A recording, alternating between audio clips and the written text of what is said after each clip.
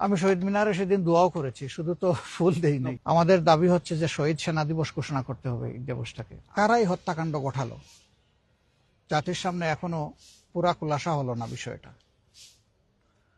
তখন দুইটা তদন্ত কমিশন গঠন হয়েছিল, একটা সেনাবাহিনীর পক্ষ থেকে আর একটা তখনকার ফ্যাসিস্ট সরকারের পক্ষ থেকে। দুইটা তদন্তের কোনো রিপোর্টই জনগণ জানতে পারলো না এবং সেটা আলোর মুখ দেখলো না। যদি ওই তদন্তের রিপোর্ট সামনে আসতো জাতির সামনে, তাহলে হয়তো অনেক সত্য পরিষ্কার হয়ে যেত।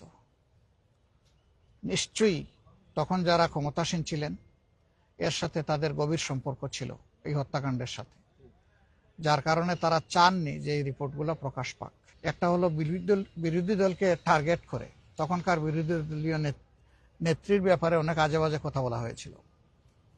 বাংলাদেশ জামাতে ইসলামের তৎকালীন অ্যাসিস্ট্যান্ট সেক্রেটারি জেনারেল এবং নির্বাহী পরিষদ সদস্য, সুপ্রিম কোর্টের অত্যন্ত মর্যাদাবান একজন আইনজীবী, সিনিয়র আইনজীবী ব্যারিস্টার আব্দুর রাজ্জাককে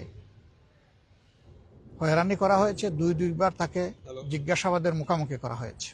নাসির উদ্দিন পিন্টুকে নৌকা দিয়ে নাকি লোক পার করে দিয়েছে, এই জন্য তাকে এই অভিযোগে অভিযুক্ত করে জেলে নেওয়া হয় এবং সেখানে পরিকল্পিতভাবে তাকে হত্যা করা হয়। তৎকালীন বাণিজ্য মন্ত্রী ফারুক খান ঘটনা ঘটার সাথে সাথেই মিডিয়ায় তিনি বক্তব্য দেওয়া শুরু করলেন যে এই ঘটনা জামাত শিবির ঘটিয়েছে। এত বড় একটা ঘটনা, তার মামুলি কোনো তদন্ত হলো না, তিনি একটা দলকে দায়ী করে বক্তব্য দেওয়া শুরু করলেন। এই সবগুলাই ছিল গভীর ষড়যন্ত্রের অংশ। পুরা রিপোর্ট আসলে আমরা বলতে পারবো যে এটা আংশিক না পূর্ণাঙ্গ, সত্যটা উঠে এসেছে কিনা।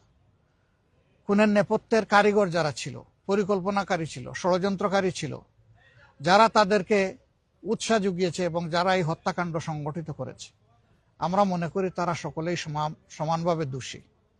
এদের সবাইকে অবশ্যই বিচারের আওতায় আনতে হবে। যদি এই সরকার বিচারের আওতায় আনতে পারে, তাহলে এই জাতির কিছু দায় মুক্তি হবে, দায় মোচন হবে। যদি এই সরকার না আনতে পারে, তাহলে এটা সরকারের চরম ব্যর্থতা হিসেবে পরিগণিত হবে। আমরা আশা করি সরকার তাদের দায়িত্ব সঠিকভাবে পালন করবে। কিন্তু আজ পর্যন্ত হাদি হত্যাকাণ্ডের পুরো রহস্য জাতি জানতে পারল না। আমরা চাই যদি এই বিচারগুলো হয়, তাহলে আগামীতে এ ধরনের অপকর্ম করার দুঃসাহস আর কেউ দেখাবে না।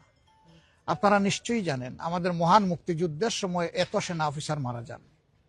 দুইটা বিশ্বযুদ্ধ হয়েছে, একদিনে কোথাও এত সেনা অফিসারকে খুন করা হয়নি। এটা ছিল দুনিয়ায় আনপ্রেসিডেন্টেড। এর আগে এই ধরনের আর কোনো উদাহরণ নাই। এতগুলা মানুষ আমাদের বুক থেকে কেড়ে নেওয়া হলো মূলত এই দেশকে সামরিক শক্তির দিক থেকে কোমর ভেঙ্গে দেওয়ার। এটি ছিল একটি গভীর ষড়যন্ত্র। আমি ব্যর্থতা বলবো না, বরঞ্চ এটা ছিল পরিকল্পিত ষড়যন্ত্রের একটা অধ্যায়। কর্নেল গুলজার যখন হেডকোয়ার্টারকে বারবার ফোন করে বলছিলেন, স্যার এখনো তারা বিক্ষিপ্ত, কিছু একটা করেন, আমাদেরকে উদ্ধার করেন, আমাদের জীবন বাঁচান। তৎকালীন সেনাপ্রধানের দায় তিনি কিভাবে অস্বীকার করবেন? প্রধানমন্ত্রী তার দায় কিভাবে অস্বীকার করবেন? স্বরাষ্ট্রমন্ত্রী তার দায় কিভাবে অস্বীকার করবেন? প্রতিহিংসা পরায়ণ হয়ে বিচারের নামে যা করা হয় তা ঠান্ডা মাথার হত্যাকাণ্ড হয় অথবা শাস্তি দেওয়া হয়। আমরা ওটা চাই না। আমরা চাই ন্যায় বিচারটাই নিশ্চিত হোক। কেউ নির্দোষ হলে নির্দোষ হয়ে যাবে বিচারের মাধ্যমে, আর যারা সত্যিকারের দোষী তারা যেন তাদের পাওনাটা পায়, তাদের শাস্তিটা পায়।